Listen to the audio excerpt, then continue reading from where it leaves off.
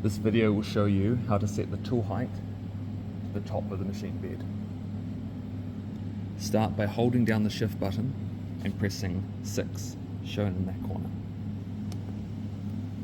Then use the arrow buttons to navigate to all measure. Press OK.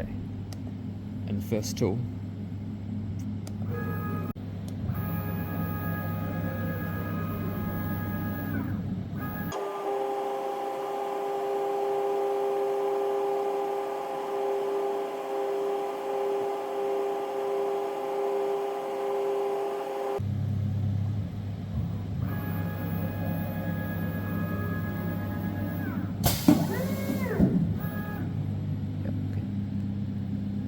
it is now calibrating T2.